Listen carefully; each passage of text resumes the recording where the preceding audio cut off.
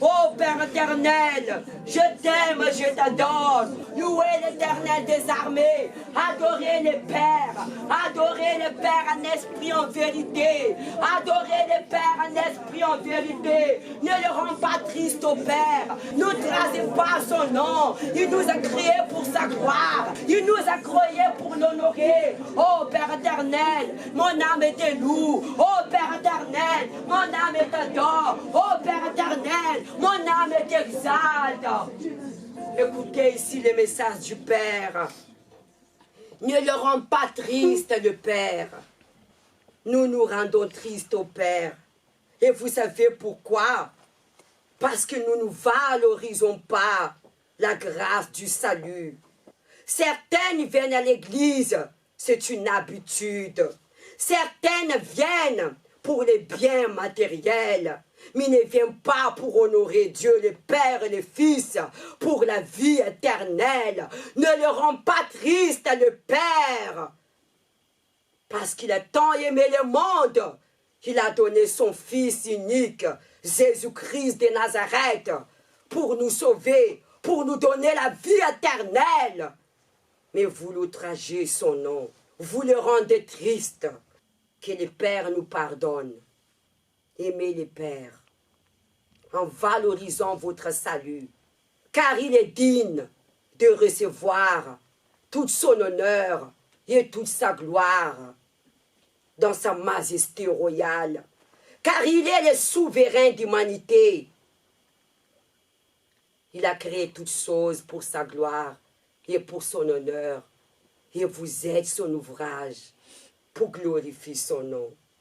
Amen. Amen. Amen. Il me parle qu'on le rend triste.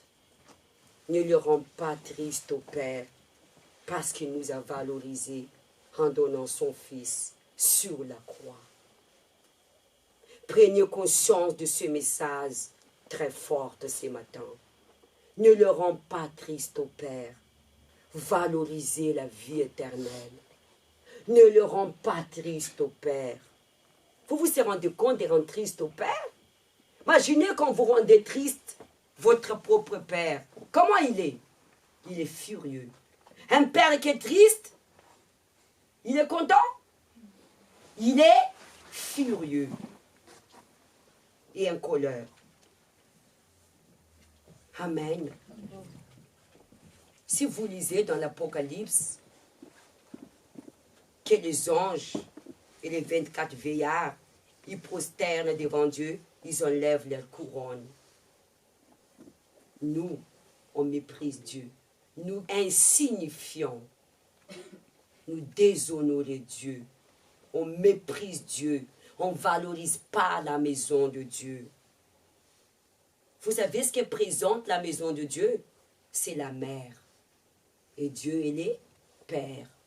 La mère est l'Église. Et le Père est l'autorité. Nous sommes déjà dans les derniers temps. Réveillez-vous. C'est écrit dans la Bible. L'amour, beaucoup de gens s'effroidira. Il servira les dieux des mammons, l'argent. L'église, ce n'est plus un prioritaire. Je viens quand j'ai le temps. Quand j'ai besoin. L'église devient une pharmacie. Ou un supermarché. Mais quand vous avez problème, vous savez convoquer Dieu. Dieu le Père, on doit honorer. Dieu le Père, on doit l'honorer. C'est par la grâce que nous sommes là. Personne n'est digne d'être là, ni moi. Ce matin, il vous a donné la grâce d'être là. Il vous a valorisé de se réveiller ce matin. Il y en a beaucoup qui ne sont pas réveillés ce matin. Il y en a beaucoup qui se trouvent à l'hôpital entre la vie et la mort, à l'hôpital psychiatrique, en prison. Ça suffit de déshonorer le Père. Aime-le de tout votre cœur. C'est quoi son premier commandement? Aime ton Dieu de toute ton âme, de tout ton cœur, de toute ta force, de toute ta pensée. Aime ton prochain comme toi-même. Qu'est-ce que ça veut dire cela? Soit des témoignages. Fais attention.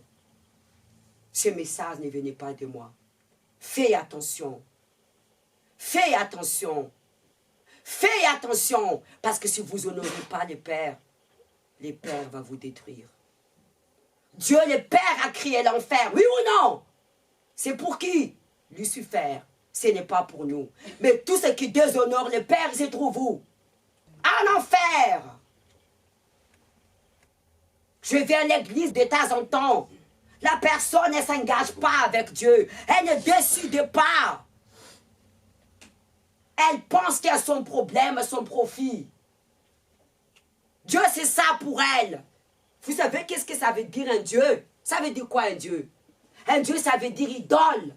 Il faut idolâtrer, il faut l'adorer. La seule personne qu'on doit l'adorer, idolâtrer, c'est Dieu, le Père et le Fils. Personne ne doit l'adorer. Parce que c'est lui qui a créé toutes choses pour sa gloire. Il nous a créés pour sa gloire, pour l'adorer, pour lui servir. Pas servir à notre volonté. Lucifer veut servir à lui-même. Il était saché au paradis. Mais aujourd'hui, au lieu de l'adorer, la créateur, nous adorons la création de Dieu. C'est normal que le monde souffre aujourd'hui.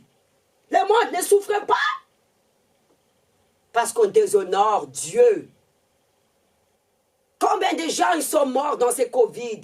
Vous savez ce qui va y arriver en 2023? Aimez votre Dieu, votre Père. Et honore-le. On souffre parce qu'on ne l'honore pas. Nous, normalement, nous devrons vivre dans l'abondance. Mais on vit dans la misère, la pauvreté. À cause de quoi? Parce qu'on déshonore Dieu. Et encore, on murmure. Mais qui perd si tu ne viens pas à l'église? C'est le pasteur qui perd. C'est toi qui perds. C'est toi qui perds. Personne ne peut vivre sans l'église. Est-ce qu'un enfant peut se séparer de la maman? Quand il prend la majeure, oui, elle décide de faire sa vie. Mais si cet enfant a déshonoré la mère, même si elle est déjà majeure, c'est écrit dans la Bible, si tu n'honores pas ta mère, hein, qu'est-ce que Dieu a dit? Tu attires la malédiction. Honore ton père et ta mère, qu'est-ce que ça veut dire dans le sens spirituel? Honore l'église qui est la mère et le père qui est Dieu. Un enfant, s'il n'honore pas Dieu, ne peut pas honorer la mère. Parce que quand un enfant honore Dieu, elle pratique le commandement de Dieu. C'est une obligatoire qu'elle respecte ses parents. C'est automatique parce qu'elle connaît la parole. Pourquoi les parents viennent prier pour leurs enfants, pour qu'ils viennent à l'église, pour qu'ils écoutent la parole? Parce qu'ils ne respectent pas les parents. Et même si cet enfant respecte les parents, s'il n'honore pas Dieu, est-ce qu'il va avancer? Non.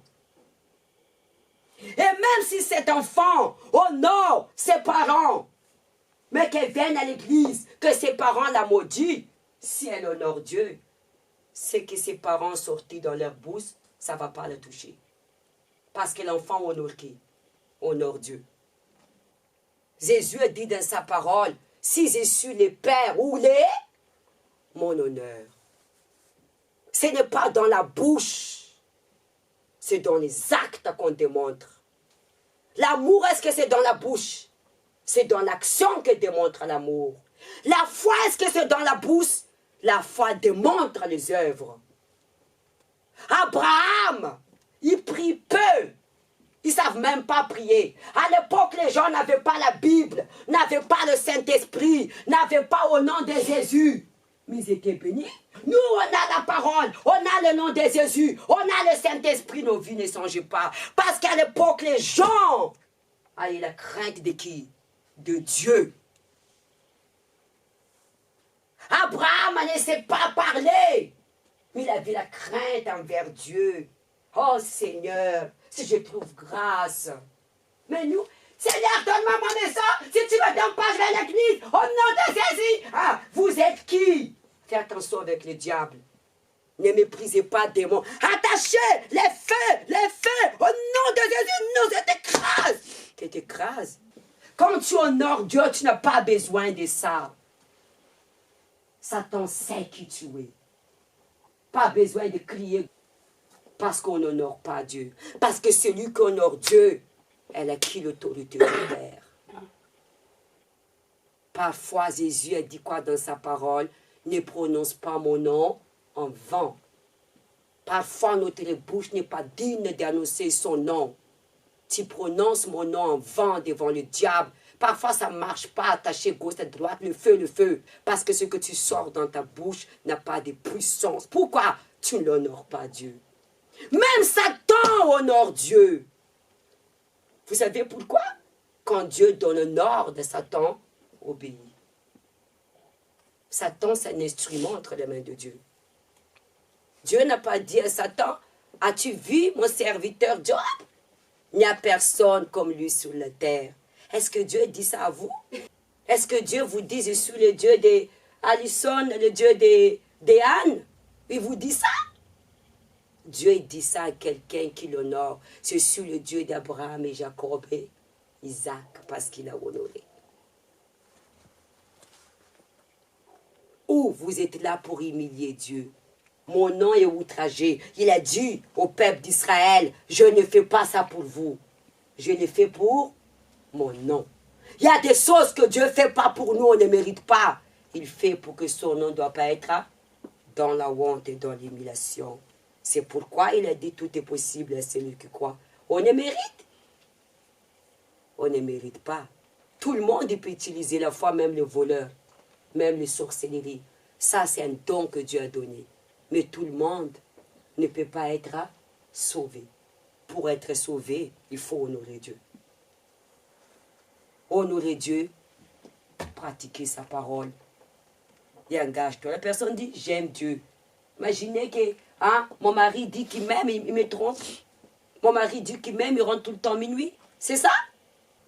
L'amour, c'est dans l'attitude et dans l'action, pas dans la parole. Notre amour n'est pas comme l'amour de Dieu. L'amour de Dieu, c'est l'amour sacrifice. Jésus dit, celui qui m'aime, suis-moi, porte ta croix. Aimer Dieu, c'est de soumettre à sa parole. Jésus dit, si tu m'aimes, obéis à mes commandements. Ne dis pas ça. Il a dit à la femme samaritaine, vous adorez ce que vous ne connaissez pas. Parfois, vous adorez la montagne, l'église, mais vous ne connaissez pas Dieu. On adore le Père en esprit et en vérité. Et encore, je vais citer beaucoup dans la parole en Romains 12. Ouvre-toi comme une offrande vivante, agréable à Dieu, afin que tes cultes soient raisonnables, que ta prière soit juste. Parce que parfois nous adorons Dieu ou nous prions Dieu, mais ce n'est pas juste. Nous vivons dans l'injustice. Et l'injustice que nous pratiquons en premier, c'est envers qui? Envers Dieu. Jésus, il a abandonné son royaume, son Père, sa dignité pour nous aimer. Pour être égal à nous. Mais toi, tu ne veux pas abandonner pour la honorer. La maison divisée ne peut pas subsister. Si vous n'êtes pas un avec Jésus, vous ne pouvez pas subsister. Vous êtes divisés. Nous sommes la gloire de Dieu. Parce que tout ce qu'il a créé appartient, même nous. Nous sommes la gloire de Dieu. N'oublie jamais ça. À quoi sert pour Dieu d'avoir un royaume qui n'a pas de peuple? Dieu, c'est un roi. Un roi qui n'a pas de royaume est cool. Quand on parle de royaume, on parle du peuple. Qu'est-ce qui fait la gloire des pharaons? Son armée, le peuple. Amen. Imaginez-vous les parents, vous avez des belles maisons, 7 pièces, qui n'a pas d'enfants, qui courent. À quoi ça sert? Vous avez toutes les richesses, vous n'avez pas d'héritage pour prendre la possession. Les enfants, c'est la postérité. C'est pourquoi à l'époque, les gens avaient le droit de prendre plusieurs femmes. À l'époque, pour avoir la postérité. Amen. On va parler d'Abraham. Alors, nous allons lire 1 au 7. L'Éternel dit à Abraham, va-t'en de ton pays, de ta patrie et de la maison de ton père, dans le pays que je te montrerai. Je ferai de toi une grande nation. Je bénirai et je rendrai ton nom grand. Et tu seras une source de bénédiction. Je bénirai ceux qui te béniront. Je maudirai ceux qui te maudiront. Et toute la famille de la terre seront bénies par toi. Abraham a parti comme l'Éternel le lui avait dit. Et Lot partit avec lui. Abraham était âgé de 75 ans lors qu'il est sorti de Charan. Abraham a pris Sarah, sa femme, et Lot, fils de son frère, avec tous les biens qu'il possédait, et les serviteurs qu'il avait acquis à Charan. Il partira pour aller dans le pays des Cananéens. Il arriva au pays des Cananéens. Abraham parcourt le pays jusqu'au lieu nommé Sichem, jusqu'aux chaînes des Morées. Les Cananéens étaient alors dans le pays. L'Éternel apparut à Abraham et dit, je te donnerai ces pays à ta postérité. Abraham a bâti un autel de l'Éternel qui lui était apparu. Fermez la Bible. Amen. Qu'est-ce que vous comprenez là-dessus? Abraham n'est plus là, mais vous êtes là aujourd'hui. Abraham, il est le seul homme dans la Bible qui a reçu 7 bénédictions, 7 perfections de Dieu. Je ferai de toi le père des nations, la famille soit bénie en toi, tu seras une source de bénédiction, je maudirai ce qui te maudira. Mais à une condition, s'il a quitté sa patrie, sa famille. Dieu, d'abord, il a appelé Abraham. Il a reçu la vocation de Dieu. Dieu a choisi Abraham pour montrer sa gloire. Comme il vous a choisi, vous. Dieu, quand il nous a choisis, il nous appelle pour montrer sa gloire. Mais d'abord, Dieu a appelé Abraham pour lui donner la vie éternelle, le salut. Parce qu'Abraham, sa famille, ils adoraient les idoles. Ils priaient pas les vrais dieux, le statut. Dieu n'appelle pas les gens comme ça. Dieu, il a observé. Abraham était différent de sa famille. Abraham ne prosternait pas avec le Dieu des ancêtres. Abraham est un homme fidèle, intègre, juste. Parce qu'à l'époque, les hommes avaient le droit de prendre plusieurs femmes. Sarah était stérile. C'est pas Abraham qui est stérile, c'était Sarah. Abraham avait le droit de prendre d'autres femmes ou pas. Il avait le droit, mais il n'a pas fait. Le caractère Abraham, il a plu à Dieu. Parce que Dieu se dit, si je vais appeler Abraham pour entrer dans mon plan, il sera fidèle à moi. Dieu a appelé Abraham pour faire d'Abraham une source de bénédiction. Parce qu'à l'époque, la bénédiction, c'est les enfants, la postérité. Dieu a appelé Abraham pour avoir la descendance, pour hériter le royaume de Dieu. Dieu vous a choisi parce qu'il a un plan pour vous. Mais d'abord, il vous appelle pour la vie éternelle. Et la deuxième, pour que vous rentrez dans le plan de Dieu.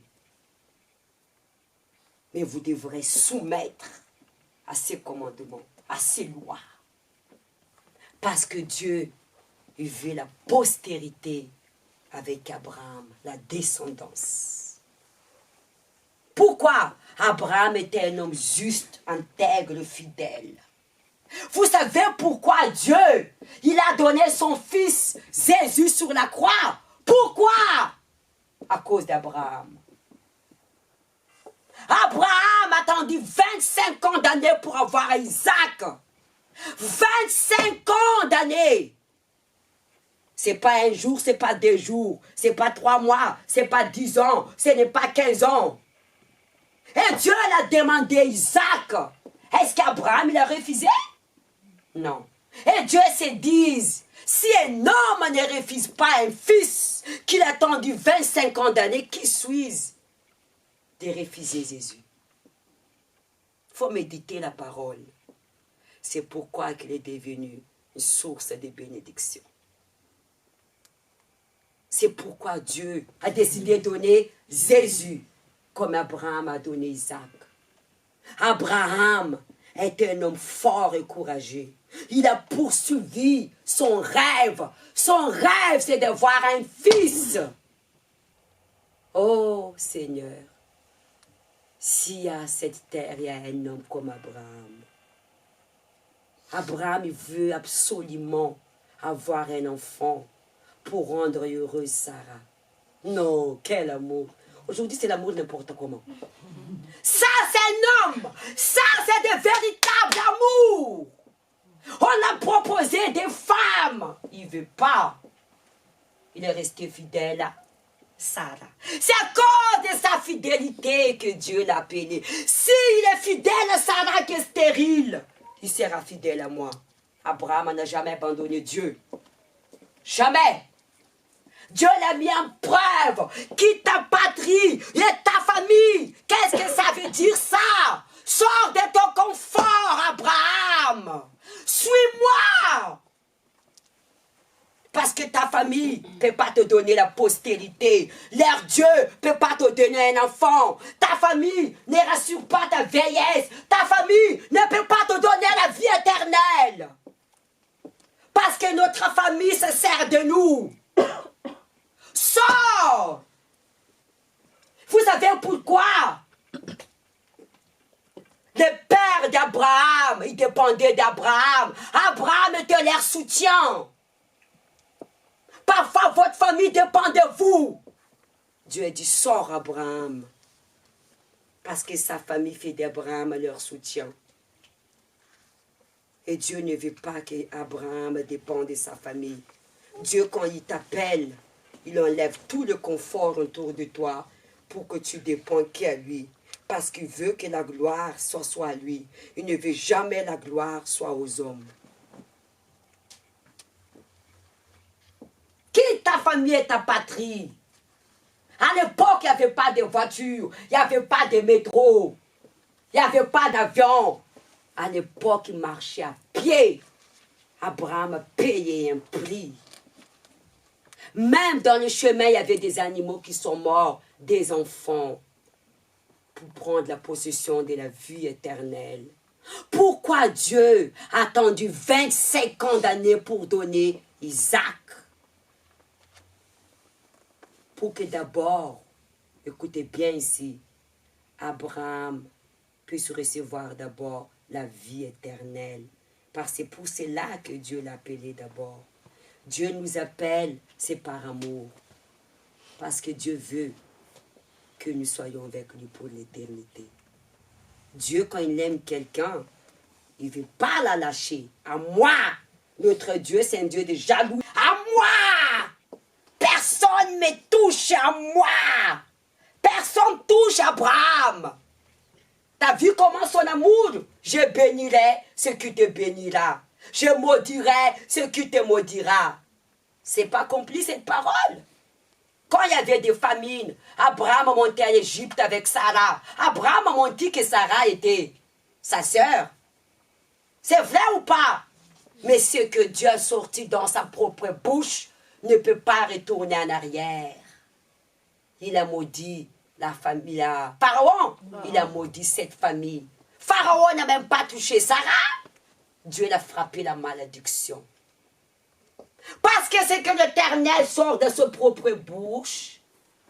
Il ne peut pas retourner en arrière pour montrer à Abraham qu'Abraham, je suis fidèle à ma parole. Vous savez, il y a des promesses que Dieu n'accomplit pas dans votre vie parce que vous n'êtes pas fidèle.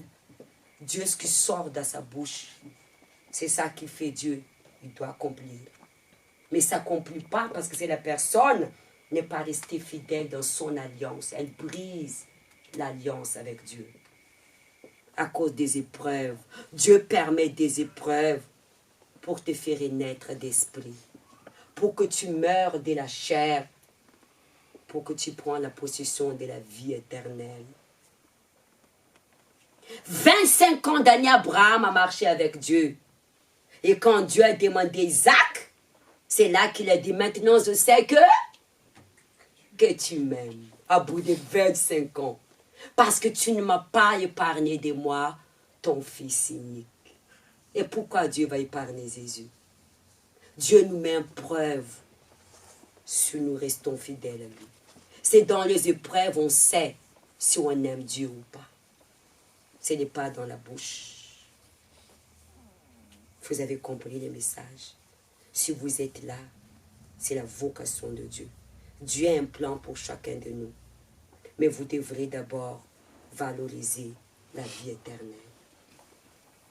Soyez fidèles comme votre Père dans la foi Abraham. Il était fidèle à Dieu, intègre et juste. Il a honoré Dieu jusqu'à sa mort. Il était mort en paix, heureuse vieillesse, dans l'abondance. Amen. Levez-vous.